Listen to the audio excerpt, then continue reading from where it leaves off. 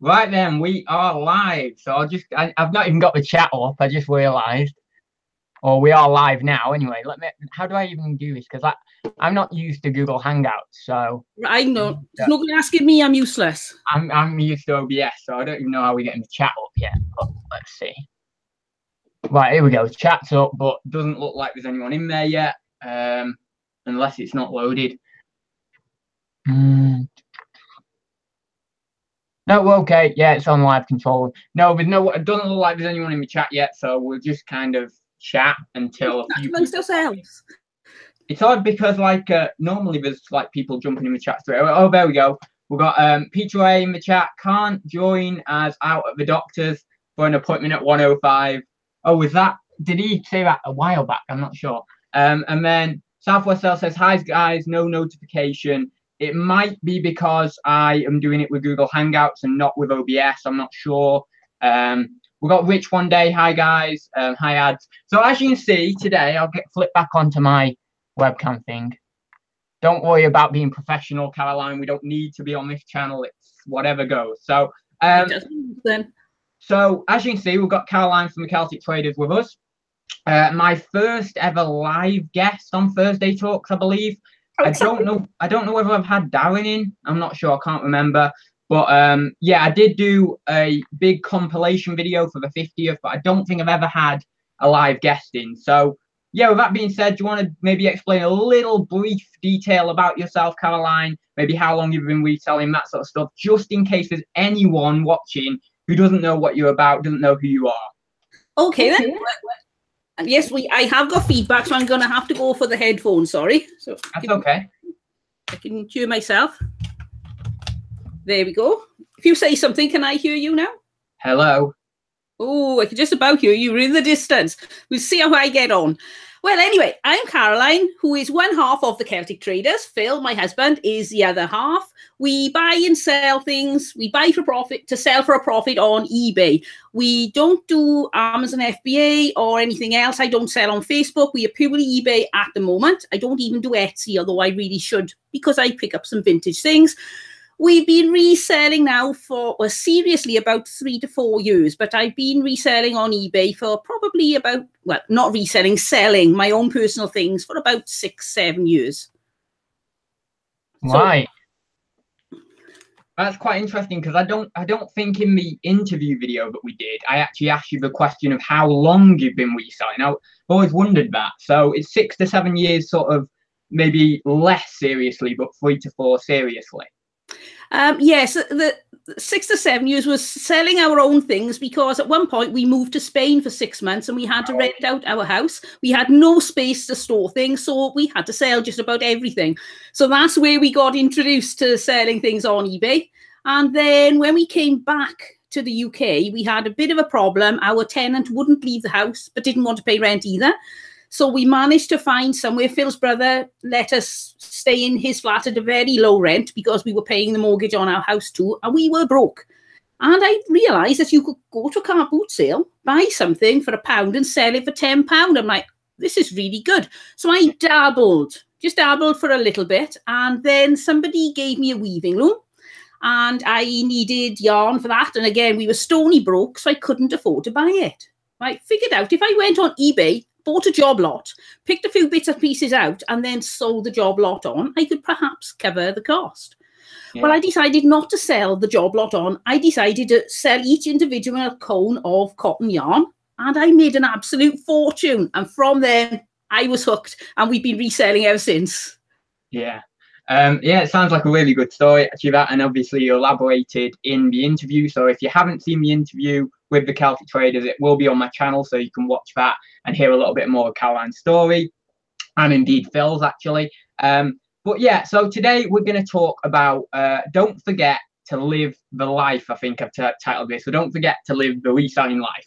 And what I mean by that is because it's sunny today, and I am very well aware that Zahir did a stream about an hour ago, and it kind of seems like I'm sort of stepping on his toes, so I apologize about that. However, I had the same idea around the same time, or maybe just before he went live, so obviously great minds think alike. And I thought I'll do a video talking about what reselling gives us is in terms of a lifestyle. So the fact that it's sunny today, you know, the fact that we can actually go out and we can essentially work outside. So what do you think about that, Caroline? Have you got any sort of routines that you have maybe when it's sunny? Maybe do you do work outside? Do you do anything differently, or do you just go about it the normal way, you know, the normal way you would? Well, our routine is extremely haphazard anyway, because Phil's other job is as a funeral celebrant.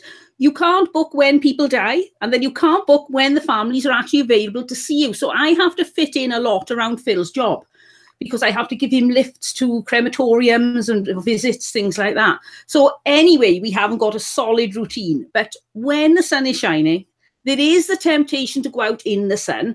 But what I always try to do is, if I'm going to be sneaky and think, right, I'm taking a couple of hours off because it's sunny, make sure then come the evening, I'll work in the evening. Unless I've got, perhaps I'll decide, well, I'm going to have my weekend on Wednesday and Thursday this week because it's raining Saturday and Sunday.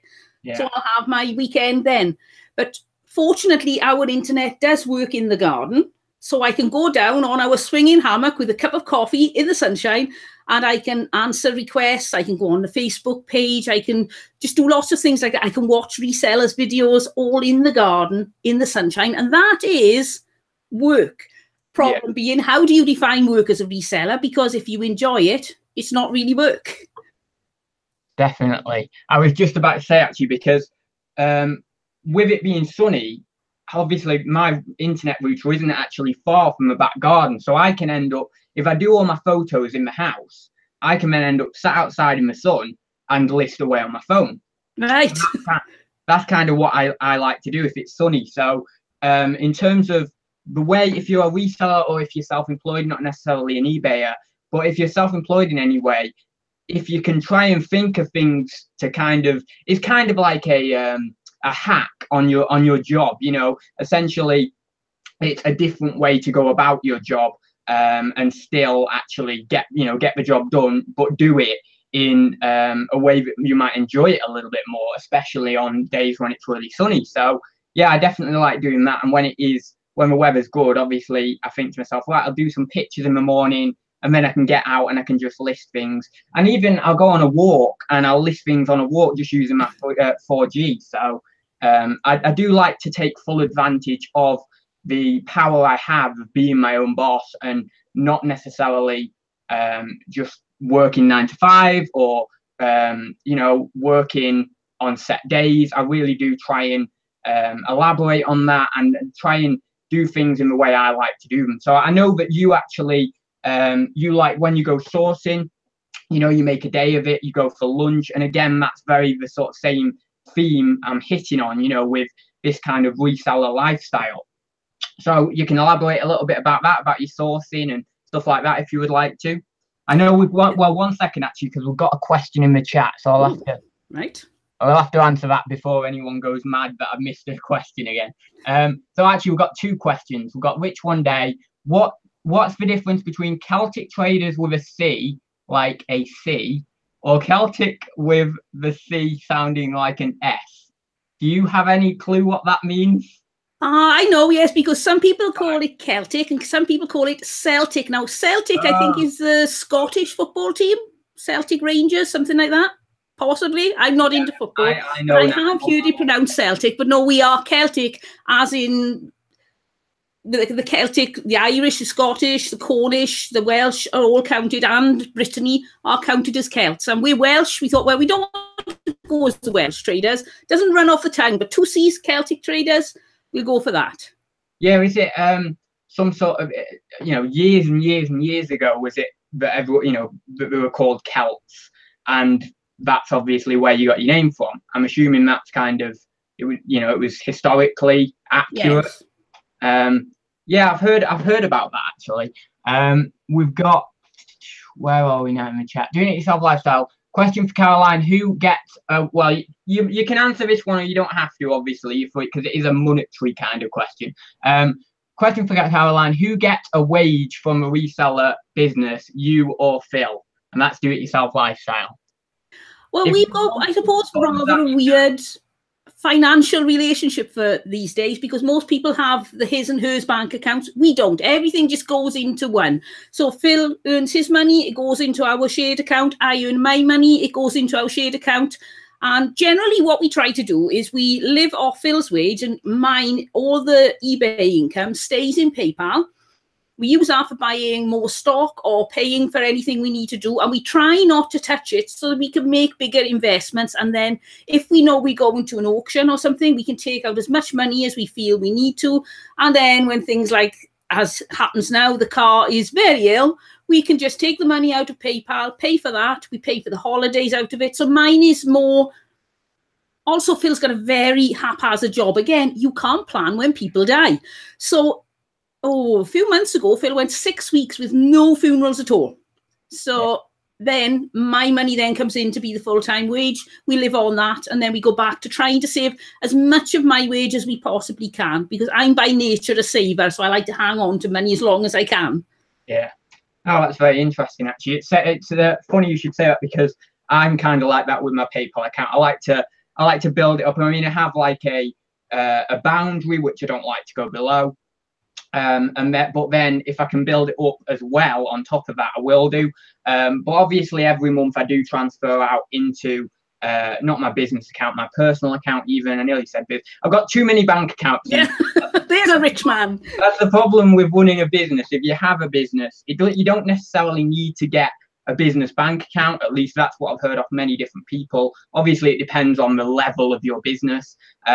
But for a small-time business like me, you don't necessarily need to get a business bank account and all that sort of stuff. However, I've chose to go down that route, and I've got, I don't know, 4 or 5 different accounts now, and it's very, very hard to kind of juggle the money, standing orders and all that sort of stuff. So it can get a bit complex. So I try and keep it as simple as I can in terms of my wages and PayPal and sorting that all out. So as I say, I think that's quite interesting that you said, you try and build up a little reserve in PayPal. That's kind of what I call it. And I think it's good, because it gives you a distinction between what's a business's money, what's your money. And also, as I say, if you go to an auction or something like that, you can think, right, I've got a nice healthy amount in PayPal. I can afford to splurge whatever amount I want on this auction now. And it gives you a little bit more direction in terms of your sourcing and your cash flow and stuff like that. So yeah, that's very interesting, that. I think we had another question in the chat for you. Question from Dave Rowland, again, leading on from Do-It-Yourself Lifestyles question. Who spends the most then, he says? Oh, now that's really difficult, because I don't like spending money. Believe it or not, I know I'm a rarity, but we had quite a few lean years, shall we say, and then I was to the point where if I had £1 and I spent that £1, it wasn't coming back. So I was very frugal with my money, and that's just stuck. So even now, I'll go to shops and I may pick a few things up and think, no, I don't need that, and I'll put them all back. So I spend very little money, and Phil's pretty much the same too, I suppose. I don't think we have any... If I take up a new craft, for instance, I've just taken up cheese making. I know it's a bit weird, but I enjoy it. So I will be buying a few little bits and pieces I'll need for that along the way. But ultimately, other than that, we're going on holidays now, and I have bought myself 2 T-shirts and 2 pairs of leggings from Primark, and that's it. Nothing else. Oh, and a hat. So I'm not a big spender. Trying to get Phil to buy new clothes, it's like pulling teeth. He really hates buying new clothes. So neither of us really. We're just very sensible with money, I suppose. It's the same as me. I can't bear when I have to have my own house and I have all these bills coming out. I'm the type of person who I like to know that if I'm putting money into something, it's either an investment, a savings account, or into a product to then resell on eBay or Amazon. That's why I kind of have that hoarder mentality with storing stock. And I mentioned this on a previous video, actually, recent video, of actually hoarding stock for Q4 for Amazon. I'd rather have a good portion of money invested in stock, whether that be new and sealed stock for Amazon, or if it is indeed eBay stock that's currently listed, rather than have that in a bank, or maybe even have that in another investment. So it really depends. I like to put as much money as I can into investment, savings, and actual stock, because I just feel that that's a good use of money comparative to just everything going off on bills and stuff. And that's why I say, when I get my own house and money has to go off on bills, and a large amount of money, that is going to be really, really hard, because I won't be able to put as much money away for savings or investments or whatever. So yeah, I totally see where you're coming from. Although I spend a lot of money on a monthly basis for my business, I don't necessarily I kind of like doing it, but I know that it's actually money that's well spent and that's an investment, rather than it's just, you know, sort of footed away in one respect. Well, I suppose this is the thing. It becomes, you get your retail therapy not by buying something you'll get bored of and put in the charity shop next month, but something that you can multiply your money 5, 10, 20 times on. So you still get to spend, but not quite the same. But on a note of when you've got your own house, one thing that really annoys me is having to buy something like a washing machine or a freezer or a Hoover, because they just seem such a waste of time. I know you need them, but I only ever replace them if they break down, and that really annoys me, because I spent money and I haven't even noticed the difference. I had a Hoover before, I have a Hoover now. You like this question. It's a bit of a compliment, actually, from Do It Yourself Lifestyle. Question: pensions. You don't look a day over 33, Caroline. But I'm 30 and try to think about sorting out a pension in this business. How would you, or how are you going to go about it? Well, I'm 54, so I'm too close to pension age to start a pension. It's pointless. I'll be putting in a lot of money now for very little return. So we have to look at other things. We're looking at saving and buying a property, something like that, so we get the rent coming back every month. But if I was your age, I would definitely 100% start a pension. It's so important. And with a pension, the younger you start, the more you get the compound interest on it, and the more you'll get. Now, I know there are some people who can't start a pension or haven't started a pension, but if you haven't got a pension, you think, I'll work until I drop. This is really miserable now, but what if you have a health issue? What if you have a heart attack or a stroke in your 50s? Phil is regularly burying people in their 50s who had a stroke a few years earlier, or who've had a heart condition and couldn't work. And it makes you think, hang on a minute now.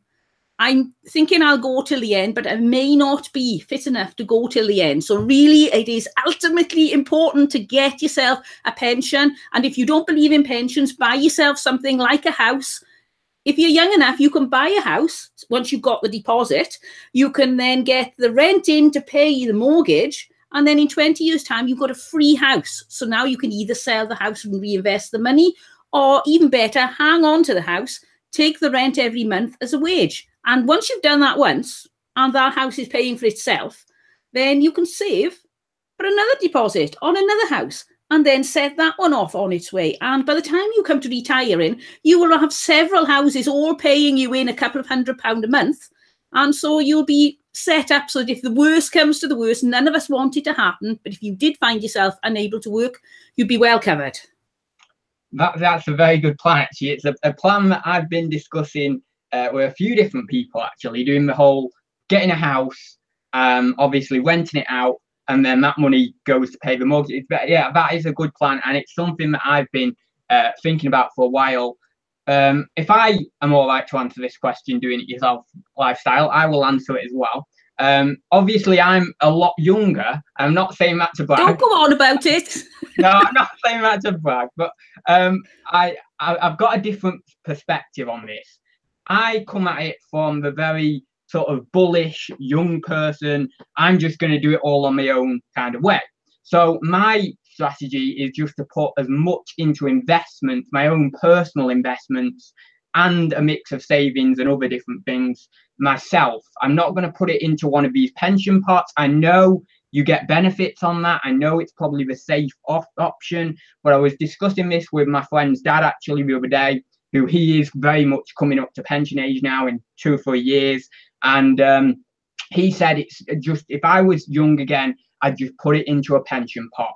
And I disagreed with that. I don't think for me personally, I want to do it my own way. I want to create big investments. And by the time I'm older, I'd rather have, you know, a few $100,000 in shares or in certain investments that pay me a dividend each month that I can then just about live off, and maybe get a holiday once a year or twice a year and do it that way. That's my personal way of getting a pension. And I'm already doing that from now in terms of putting money into dividend investing and things like that. So I think that that's kind of my way of doing things. I know the safer ways of doing things, but as I say, I'm coming at it from a younger perspective of being a little bit more risky, of being a little more kind of, I'll just do it on my own kind of mentality. So yeah, but certainly I do think of it from time to time, even at my age, and I think it is good to start as young as you possibly can in whichever way you're deciding to do it. So I just do it in maybe a different way than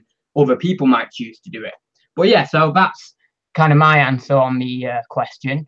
I suppose a good compromise would be to put some in a pension, so you're not committing it all to a pension, and some into investments, and that way then you're not risking either, and either should do okay for you. Yeah, I mean, I could put, even if it's like starting now, it's £100 a month or something into a pension, that would soon build up. I mean, by the time I'm 27, in 5 years, that would soon build up just in that amount of time. So yeah, I could certainly put £100, something like that, in now, and I've got the funds to be able to do that.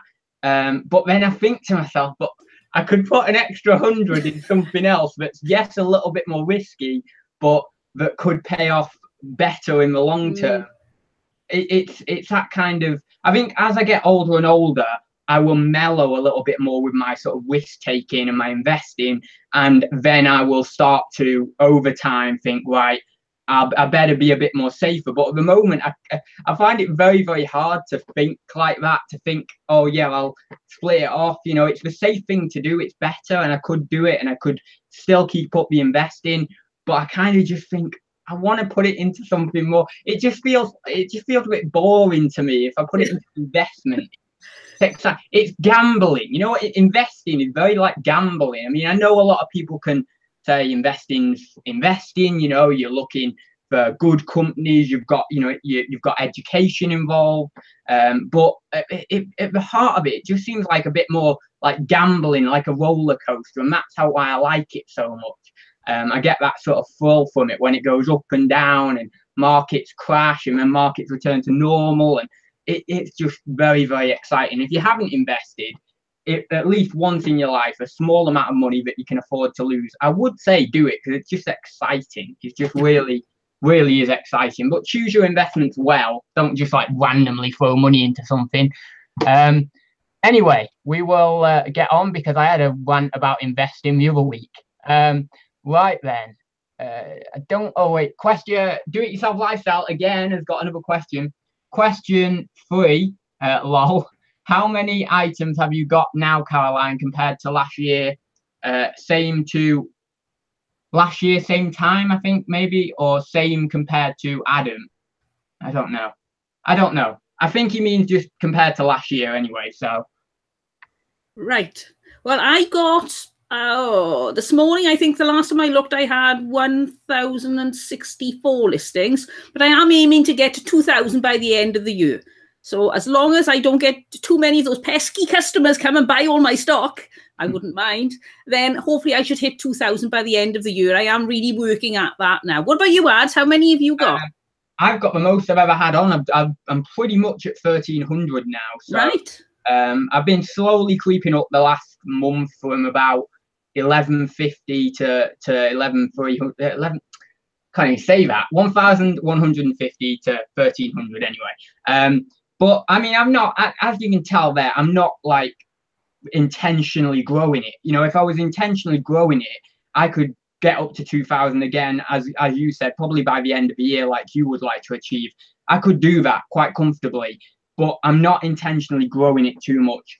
I do feel like I'd like to get, and I've said this before, I'd like to get up to maybe 1,500. That'd be like my cap. I wouldn't want to go too much above that. If I had a little bit more storage, maybe I would then reconsider and think, well, let's just take this to the moon or whatever. But with additional storage comes additional, you know, rent or payments. And if you can, I always think if you can actually, you know, well do a business, you know, actually earn quite a good amount of money in the space that you have, then surely that's better than just unnecessary growth and paying more rent out or whatever, just to grow for the sake of growing and not actually, you know, your numbers might not increase as much as you may be paying out. You know, you've got to weigh that up. So I think to myself, if I can kind of grow, but in a different way, you know, in a smarter way, not just keep getting more and more space and buying space and renting space, but actually grow in a smarter way, maybe pick up smaller items, you know, things like that, maybe pick up faster selling items so I've got a better turnover, rather than just grow and get bigger and bigger and bigger and bigger. I'd rather, you know, have a smaller inventory, but still getting some good income through the door. So, yeah, I forgot where I kind of just rambled so much. You're rambling again. But I suppose I do this all the time. Ramble and then I forget my train of thought.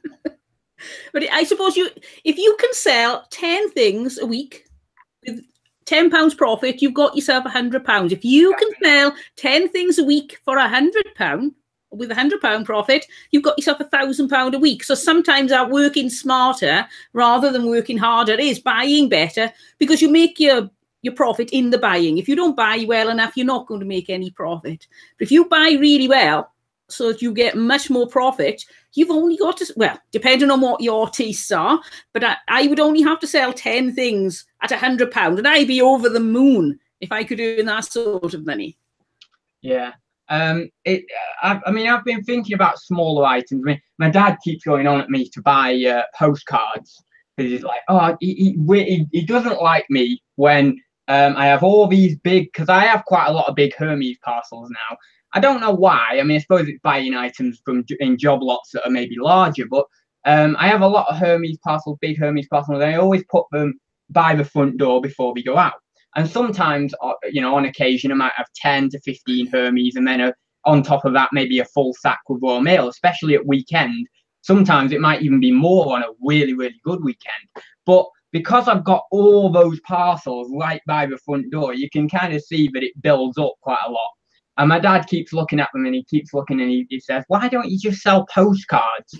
And it's making me think more and more. Every time he says it, why don't you get into smaller items? I think, well, yeah, why don't I? Why am I selling these bigger items? I mean, part of it is enjoyment. You know, I enjoy what I sell. But can't I have that enjoyment if I sell smaller items? Probably. So, yeah, it's making me think, whenever he says that, it makes me think, yeah, well, maybe I should be looking to, I mean, something I've thought about, because I've seen a few more guys actually getting into this, is jewelry. Previously, you know, a year or two ago, I've not really seen any guys get into it, and it's made it a little bit less relatable for me as a niche to actually get into. But I've seen Scott on the UK Reseller, his channel is, and I've seen he sells quite a bit of jewelry. Obviously, there's Walter on Antiques Arena, and he sells jewelry. And it's making me think, well, hang on a minute, if I brush up on my skills, if I learn a little bit here, maybe just start off with getting one of those job lots of costume jewelry from auction, paying up a little bit, but just to get the knowledge. Maybe that might be a field that I could excel in. And obviously, they're smaller items as well. So, yeah, it's interesting, that. Right then, I think we've got another question from Do-It-Yourself Lifestyle again. Right, chatty today, Do-It-Yourself Lifestyle. He's doing these questions like crazy today. Question 4: how do you manage with space currently? Can you store 2K items with room to move? I'm assuming that's for both of us, kind of, because we both said about space. So, yeah, do you want to start with that one? What? It's a little quiet in my headphones. I haven't got the chat up. What was the question again? So he says, how do you, I'll speak up as well. How do you manage with space currently? Can you store 2,000 items with the room to move? So in terms of, like, can you actually store, with the space you have, can you store 2,000 items? Well, it's a difficult one, because I get tempted by larger items. So I will have to try and deal with myself on this issue and buy smaller things. I'm currently sorting through things I bought 2-3 years ago that are quite large and haven't sold. And I'm getting quite a bit of space from doing that. I'm also getting rid of a lot of dead stock. So I've got a bit of space there. But obviously I have to replace those one by one. But in the future, I want to do eBay with very small things, because you may have heard we want to go around Europe in a motorhome, but I'd ideally like to carry on doing eBay. So I need to learn smaller items anyway, because I need to take all my stock around with me. Obviously, I wouldn't have 2,000. Well, I suppose I could have 2,000 postcards or race stamps. Yeah. But I want to keep them all in a little set of plastic drawers in the back of the motorhome. They have this like garage underneath the bed at the back. So I am trying to focus on learning a little more about smaller items. Unsuccessfully at the moment, I suppose. I'm not learning that much because I keep getting distracted. At the moment, I'm getting distracted by clothing. I'm really enjoying selling clothing. So I'm finding every little nook and cranny I can to put boxes of clothing once they're listed. But yes, that really, to be practical, I have to try and get smaller items to get to that 2,000. And I'm optimistic I'll get there. There's no harm in being optimistic. What about you, Ads? With the, well, I'll just quickly explain this as well before I go on to talk about my sort of situation. But with actually the motorhome, is it called a motorhome? Yeah, that's right. Yeah, motorhome, yeah. I always want to say something else. I don't know what the RV, that's the other one. Yeah, RV's like the American version, yeah. But with that situation, you don't necessarily have to have 2,000 items, you know, postcards. I mean, you could just have like, you know, 100 items of jewelry or 100 postcards or whatever that are maybe slightly better ones. For example, there's a lot of postcards out there that are £50 a postcard. So you could buy quite specific job lots that won't have much wastage and that will have higher value postcards in, and just have 100 of them, or maybe 200, or maybe 100 postcards, 100 items of jewelry, and maybe 100 of something else. So, but because maybe your sell-through rate isn't like really, really high, but it's, you know, fair, it's okay, and because they're smaller items as well, and especially because they're higher value, you will be able to actually have less but still be making a decent turnover. So yeah, I think that the RV or the motorhome will actually work if you set it up quite well. So I think it's quite a cool idea, because I remember you talking to me about it, and when I first heard it, I thought it's really quite cool. And I mentioned to you the fact that with the jewelry, you could actually, wherever you go, you could like lay the jewelry on a rock, and you could maybe do Instagram posts and sell it on Instagram. And I think you had that idea before I even said that, but I obviously mentioned that when I was talking to you. So yeah, I think there's so many different ways to go about it as well, off eBay, in terms of selling on other social media sites and things like that, that will keep up the volume also. So yeah, I'll move on to what my sort of situation. I could probably store about 1,500 items. That's why I say 1,500 would be a good level for me. I could probably store 1,500 items at the current level of space I have.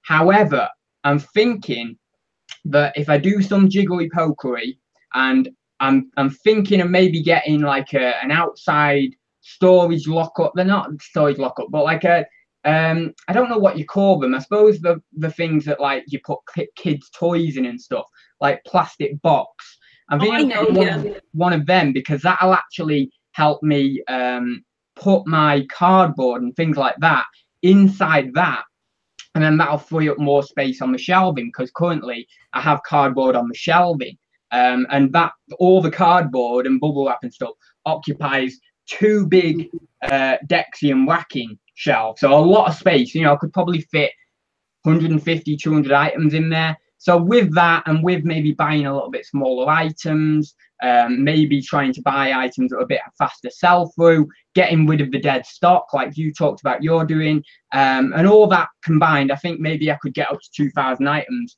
But it's whether I want to get to that. You know, it's whether I want to think to myself, well, why don't I have slightly fewer items, but, you know, higher value and faster sell through, rather than keep climbing up that ladder and getting more and more and more listings. Because I have talked about this in the past. I don't necessarily think, you know, an excessive amount of listings is actually the completely right way to go about it. If you can get the same amount of income on 500 listings that you can get on 2,000 because you've got a higher sell-through and maybe you've got, you know, higher value. I think that's probably a better way to go about it than have 1,500 extra listings just knocking about.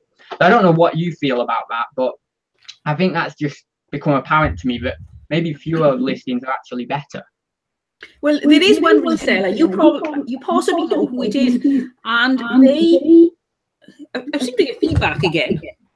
They have one shelf. That's all the space they got. So they go to the car boot sales or the yard sales, I think they're American, and they can fill their shelf. So they run a 7-day auction. And they just, because they buy so well, they manage to sell just about everything on that shelf. Anything that's left, they redonate and they refill the shelf again. And they are making a full-time wage on one shelf in the house. Exactly. So it is possible to do it with very few listings. And I think your experience level, the quality of your listings, I think that if you're brand new, what you might do, and this is exactly what I did, I filled my store with maybe lesser quality listings, both in photography and listing title, description, things like that, because I didn't have the experience of, you know, having a better photography setup or knowing how to pack my titles with keywords and to really pad them out. But certainly if you've got that experience level and you then can shave down your inventory and you can buy the right items, because a lot of it is done, a lot of the reselling is done in the buying, not necessarily the selling, in terms of the buying price, what you're buying, the research before you buy it in terms of can you see that it's a regular seller, all this sort of stuff. So if you've got a bit of experience and then you can shave back your listings and you can really pack those titles with keywords and do good photographs, then it stands to reason that you can still make the same amount on lesser listings than more. Because right now, out of my 1,200, I still reckon there's a good 200 to 300, maybe 200, but maybe close to 300 that are what I would deem slightly lesser quality. I wouldn't say they're terribly bad because I got rid of a lot of my terribly bad ones a while ago when I was doing an inventory sort. But I think that there's still about 200 or so that are kind of still lesser quality because I'm trying to improve my titling and photography all the time. So, you know, stands to reason that other ones further, you know, a long time ago are now what I would deem lesser quality. So, yeah. Right, let's quickly have another look in the chat. Have you got the chat up, by the way? No, I don't know how to do that. Ah, right. Oh, no, because, well, you'd have to go on to the actual live stream, wouldn't you? I've got the live control room up. Right. I mean, you can go on the live stream if you'd like to see the questions as well. Phil, peek, see if I can. Phil Durham says, question for Caroline. Have you tried selling clothes on the new Vinted app? It's quite similar to eBay, but you can only sell specific items. I've been looking at a few different things, and I have got Vinted. It's up on my little top bar ready to look at that, but I haven't had a chance to look at it yet. But I am tempted because I've heard good things about it, but not actually done it yet. What about you on Vinted ads? No, I was just going to ask Phil, actually, what items are restricted or that you can't sell? Because do you know that, actually, Caroline, or not? Because you said you hadn't looked into it. No, so. I don't really have any idea. No, I was just interested because I'm wondering, you know, how that works. Is it clothing that's completely fine to sell on there, and then other things that, you know, just decided they won't have on their platform?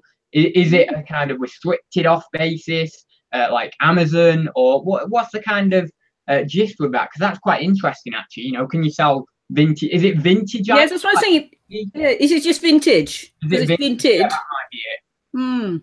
Like vintage, like Etsy, because again, Etsy is another thing I've been considering more and more these days, because I've seen a lot of other people in terms of who do antiques and collectibles and vintage items head on over there. So I think that maybe it might be a decent idea for me to do that. But at the same time, I think the sell-through is a lot lower, or the traffic over there is a lot lower. So I don't know. But I suppose the only way to actually get more traffic over there is by more sellers going over there, and then obviously because the volume of sellers over there and all these new pages being created and showing up on Google, and you know, if the sellers know how to do the SEO correctly, that's hopefully going to bring more buyers to it. So in one way, the only way to get more buyers in some respect is to actually go over there and sell yourself and set up your page and search engine optimize it and stuff. So yeah, I might try it. I might give it a go at Etsy at some point. But yeah, certainly I have been thinking about it because I've seen a few people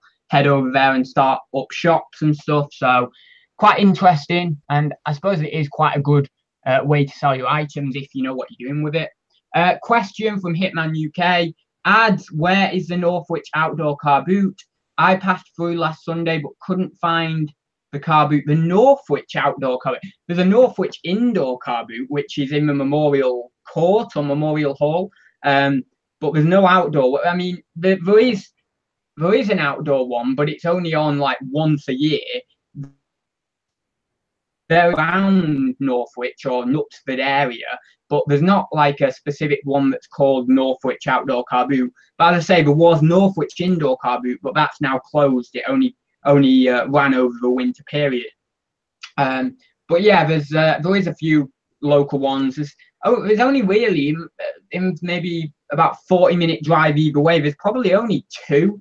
No, about a 30-minute drive either way from where I am now, or sort of circumference. There's probably only two regular ones. Like there's a lot more like one-off ones.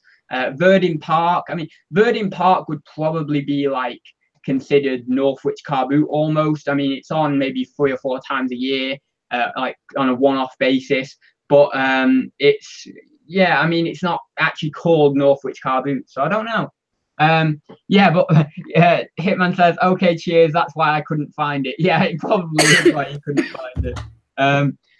Right then, Adam Kelsey says, Ads, will you be going to the Northwest Resellers Meetup in Liverpool? That's the first I've heard. Have you heard about that, Caroline? I saw something on the Tatchat Facebook page, and yes, I didn't know where it was. I saw it was Northwest, and they were saying it's not restricted to Northwest people. If you're from anywhere in the country, you're quite welcome to pop up, but it's too far away for us anyway. But it sounds like it's going to be a bit of a laugh. If anybody's available to go, the more the merrier. So I suppose if anybody can get there, then make the effort. I haven't even heard about it, so I'm going to have to go over to the Facebook page and read a little bit more about that, because obviously, as you are aware, I'm in the Northwest, so yeah, that might be quite interesting. I'm assuming it's probably going to be like May, June time, like summertime, maybe July. Not sure. I know that the UK one that was meant to be organised, but obviously isn't happening anymore. I think that was going to be June, so I think that might tie in somewhat. So Ben, I think. Oh no, we've got one more question so far. The questions keep coming in. Question 5, lol. Not again. Yeah, I know. For Ad and Caroline, what's the biggest motivation for you to make a success of this business? Well, again, you can start, Caroline, with that one. Right, biggest motivation. It's difficult because there are lots of different ways you can look at this. But the one thing that really motivates me, and it may sound a little bit weird, but we have had times in our lives when we were really stony broke. We had virtually nothing. And I decided, we moved back from Spain and we were in problems because a tenant wouldn't pay his rent, so we were in a right mess. And I decided then I was going to build myself a rags to riches story. I was going to make something. I was never going to be broke again, because it's no fun in being broke. So I decided then I was going to find a way. I found eBay. I've sort of settled on my laurels a little bit, but lately now I'm getting back into that motivation to grow the business even more, because I'm thinking, well, it's the future for us. The more money we raise to buy more investments now, the better a retirement we can have, because, let's say, Phil's only got a very small pension. That's it. So I have so many plans for retirement. I don't think I'm going to fit them all in 3 lifetimes. So I've got so many things I want to do. So that's where I suppose I get all my determination from now, is I'm thinking the more I do now, the more I've got in the future, but also not putting all my eggs in the one basket of thinking I'm going to work every hour God gives now, because one day I'm going to have a good life. I'm determined. I like the phrase, work hard, play hard. And when we have time off, we really have time off. And when we go sourcing, we make sure we turn it into a day out. We go to a restaurant or whatever. And I am excited because on Monday, we're off for a 3-week tour of Europe. So yes, we're definitely playing hard. So we're not delaying everything until the end, but it does give me that drive to think we can have a really good life when we get older and retire. Yeah, that's really cool. I'm quite excited for you, you know, on doing that kind of European trip, because I kind of have this ambition to. Well, I've said it in a Thursday Talks video before, so I'll say it again. I have the ambition to walk the world, and what I mean by that is like literally, well, walk the world in the sense of do like pretty much all the countries, or as many countries as I can, to qualify for that title of having walked the world. And I want, my sort of motivation has changed somewhat from, you know, maybe a year or so ago, is the fact that I want to get myself into a position where I've got enough passive income that I can essentially become a digital nomad and then do that, you know, that ambition of walking the world that I would like to do. Obviously, what I would do for that is just hide my listings on eBay and, you know, sort of somewhat close down my store and close down the eBay side of my business for the time I'm doing that. So now my motivation is trying to build up things outside, or well, not outside of the business, but internally into the business that are different, you know, that are different to eBay or Amazon or reselling, that I don't need a physical location for. So things that, you know, maybe are on the internet, but I don't necessarily need to hold stock. And when I can do that and I can get enough passive income together to actually just give me a basic amount of money to be able to do that dream, then that's what I'm going to try and do. And then when I get back, I can then start plans for, you know, Ads Emporium and all that sort of crazy stuff that I really went on at you on the interview about. So, yes, you did mention it. Yeah, I definitely mentioned it, yeah. But yeah, certainly I would love to do that. I know you might be thinking it's crazy, it's like an insane dream, but you've got to dream big. And even if you don't hit that dream, you know, even if I don't hit that dream specifically, I'm certainly going to do a few countries, you know, I'm certainly going to walk a few countries, even if I can't do as many as I would like to. So I think I'm going to dream big. And if I don't hit that dream, then I've still got somewhere pretty amazing, really. So yeah, that's something I'd quite like to do.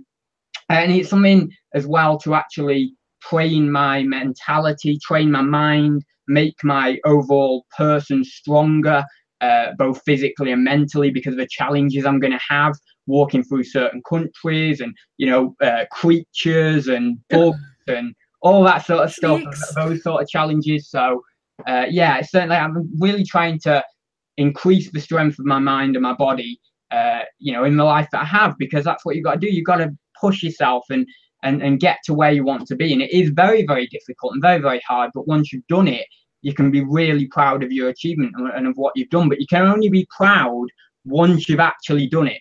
So yeah, but I'll be really happy if I achieve something in that region anyway. I think you will. You're a pretty determined character, and you've got everything organised. I mean, I didn't even think at all I would be able to do the 50,000 steps and 50 listings in a day. I doubted myself. I didn't think I would be able to do that because I hadn't trained as much as I thought I should have done. However, I did that even though I was doubting myself and that I didn't think I could do it. So if I really put a lot of training in and a lot of time and really do believe that I can do something, then that will amplify my strength even more. So I don't know. I've got to put a lot of time, a lot of work, a lot of energy, and a lot of effort into doing that. Both, as I say, both physically and mentally. Ads, how's the cabinet doing? Right, I'll quickly do this. I quickly need to explain to people this actually. So, yeah, the cabinet. I am now going to be moving inside of the antique centre, which is really cool. I actually showed you a picture, didn't I, Caroline? Yeah, it's looking good. Yeah, it's a perfect cabinet. It's really eye-catching. It's really, really nice one. It's got like a little, well, we all have little lights, but to me, your lights are special. I have a little light. So yeah, I have a little light, and I'm literally gonna put in pretty much all fresh stuff. I've got some really nice sort of Art Deco-y pieces to go in.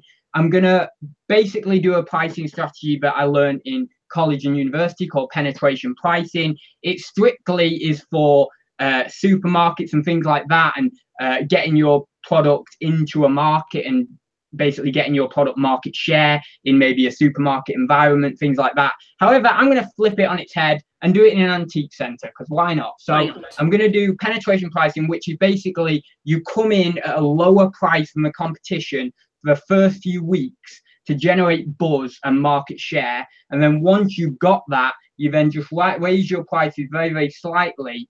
And then obviously your customers should hopefully keep coming to your products, because you've got, as long as you've got good, high quality products that maybe don't match up as much to the competition, then it should work. But I'm a little bit worried that it might not work in a kind of antique collectible setting, because it isn't directly how it should be used, the pricing strategy. So I don't know, but I'm going to try that. So, if I think that I should put 15 quid on something or £20 on something, I'll probably just knock 10% off, 20% off, something like that.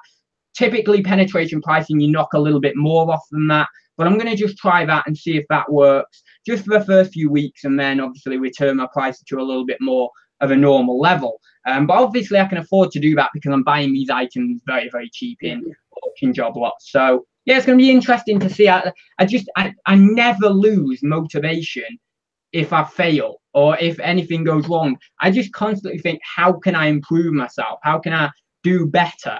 Even if something fails. And that's the way you've got to be in business. You've got to keep going, keep pushing, keep finding new ways, because if you ever lose that motivation, then essentially you have lost. But if you never lose that motivation and you want to keep going, then you've never really failed. You're just going to take longer to get to success, basically.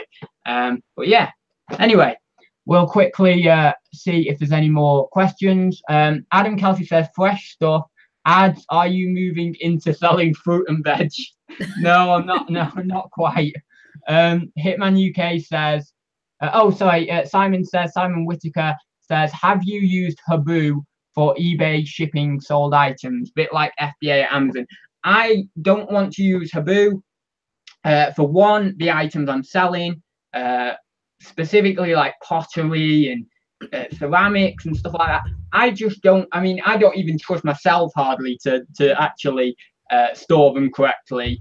But I don't want to trust someone else to store those items correctly, because I feel very protective over them. I like to know that I'm storing them in the way I like to store them. I have them in my possession. And especially if I was getting into maybe hundreds of pounds worth of items, like a piece of studio pottery vase that's a couple of £100, I wouldn't want to ship that to a warehouse for them to store that. Even if I went down and had an appraisal and looked at the way they're storing them and met the employees and stuff like that, I would rather do it myself in that respect. If I had brand new stock, it would be a different story. I might go for it straight away.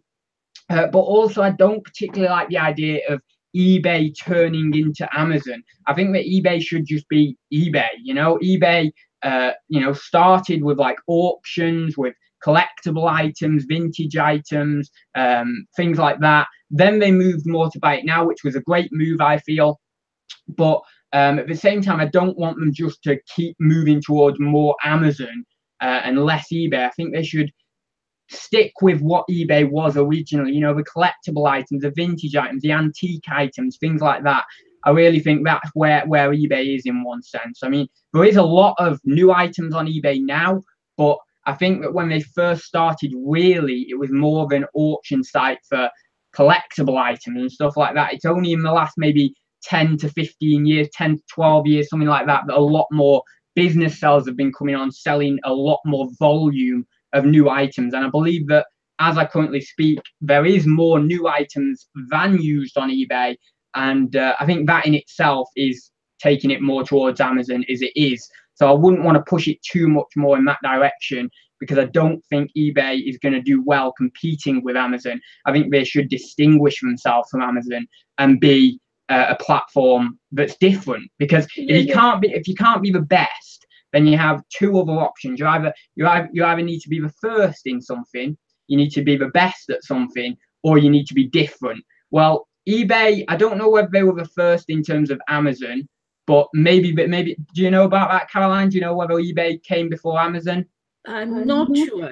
I'm not sure. I think Amazon was first, but over in America. Yeah, maybe. So they might have been the first, but really they need to be either the best at doing something, and I don't think they could be the best at selling new items. I think Amazon's got that market cornered. Prime delivery, all that sort of stuff. That's the route that Amazon's gone. So the only option really they've got left is to be different, to succeed in being different. So I think they need to maybe look at things a little bit. And I just don't like this kind of idea of just moving more towards what Amazon is like. I think eBay should be eBay. What do you think about that? Anyway, it's a bit of a rant by me there, but are you there? Yeah.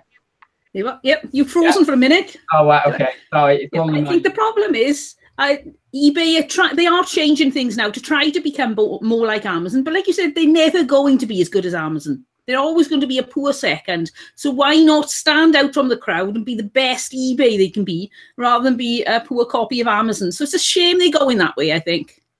Yeah. I mean, the way I kind of relate it is, for example, if I was trying to copy you, I would never be as good as you, because you are you. You know, you're your personality. And the same, you try and copy me, you're never going to be as good as who I am, as who Ads is, you know, because we're the best person to be is yourself. You're the best version of yourself. No one else is. So if eBay's trying to just copy Amazon, they're only going to be like a secondary Amazon. They're only going to be like the little brother to Amazon. Whereas if they spread their wings and try and think, right, well, what distinguishes me? What is distinguishing about what we can do as a company? Then I think we're going to fly doing that, opposed to trying to be a second-rate Amazon. It's just my opinion. Obviously, habour isn't necessarily eBay. It's a separate company. But at the same time, it feels like, you know, that company is then trying to be more like Amazon, or trying to bring eBay to more like Amazon, and that in a way might harm eBay, even though they aren't the same company. You know, habour is a different company to eBay. I'm not saying it's bad or anything, and I think it serves its purpose with the new items, like I said. But the things like I sell, I just don't think it's worth it for me. And I think they also... You can see I have a pretty firm opinion on that. I can talk about that all day. I think the problem is, as well, you're also adding another tier of fees into your sales then, so you're making even less profit. So for me, I'd rather do that work myself and have more profit. Yeah. I mean, thing is, if you want Phil's just waving. What was that? Phil's he's got to leave to go to work. Right, I'm not on your webcam. I'm looking at the chat here. Oh, there you go. Yeah. Hi, Phil. Yeah. So. Oh, what was I going to say then? I forgot what I was going to say then. Basically, with if you don't want to pack items, why not just do FBA? You know, I think that's the kind of consensus of, if you don't want to store or pack items, that's kind of a habour mentality, or these sort of fulfillments that not necessarily just habour, but if there's other ones about, I don't know whether there is or isn't, but maybe there will be in the future. If you don't want to pack or ship items, why not just do FBA? I just think, why not just do that? You know, I suppose with the gated situation though, yeah, they are closing down more and more areas. So I suppose that would open those back up. If you've got a lot of items that are getting sent back from FBA, you could put them there instead of having to walk around them. Or I forget because I've been I think, I'm not 100% sure on this, but I think I've been what's known as grandfathered in to a lot of categories. I know a lot of people can't seem to sell Lego and things like that. However, I can sell that on Amazon. So I think that because I've been selling for maybe 2 and a bit years on Amazon now, I mean, I've kind of been grandfathered in to certain categories. So other newer sellers, those categories that I'm actually in and allowed to sell on, those new sellers can't sell on them. So maybe there is that kind of mentality. Well, Amazon's gating these items off, so you know, I don't necessarily want to store items. I don't necessarily want to pack items. How can I run that kind of business model without doing Amazon? Oh, look at these new fulfillment centers that obviously third-party ones that eBay that integrate with eBay. That's the way I do it. So yeah, I get where you're coming from with that, definitely. For me personally, I've never sold any CDs on Amazon. I know they just recently, well, not really recently, but not too long ago, gated off CDs or popular music or something the category is called. That didn't affect me. Fingers crossed, I'm okay for now. If they were to gate off, you know, sort of DVDs or something like that, if they were then to completely gate off Lego to me or anything like that, I may as well just quit Amazon. You know, there's just not much point. Then I have obviously I might have an accumulation of stock, or I have a hole in my business model or business plan going forward. So then I might be more positive towards the idea of doing something like that and integrating that sort of fulfillment with eBay. So I don't know. There's certainly obviously there's things that can come into play that actually might make it a good, much more suited idea for me personally. But then again, I would only ever do it with this new and sealed stock. I wouldn't, as I say, be sending in these higher value antiques or anything. I just don't like the idea of doing that particularly. So I think we'll leave it there anyway, because we've been an hour, I think. We have, yes. We've got Sean Longley just jumped in the chat. So hi there, Sean. Hi, Sorry, Sean. because we are actually going now. So you can obviously watch on the replay if you would like. Oh, wait. So I'll just quickly do this question, but then we will leave it. Well, question 8 from Do It Yourself Lifestyle. Caroline, how many listings can you do in a normal week? Oh, no. Well, if I was a really hardworking eBayer, then a lot more than I do. I don't put in a 40-hour week. So it's difficult. It depends what sort of things, because some things you can just, like if I got multiples, for example, I had multiples of photographs of Hong Kong and I had them all, they were all in a pile, and I could work through very little change to any of the description. It was just a matter of changing the photographs. I got through those in no time at all. But then other times, if I have auction boxes and they're completely different items, that really slows me down. So it's a bit like asking how long is a piece of string for me, because I am so eclectic in what I sell. If I only sold Lego or only sold something else, then I could probably give you a figure. But like this morning, I can look over on my chart now. This morning, I listed £470 worth of stock. But one of those items of stock was a £200 pair of boots. So you can work it out from there. And that was about 2 hours work. So I thought you were going to say 474 items then. I thought, oh, I'm not that good. No.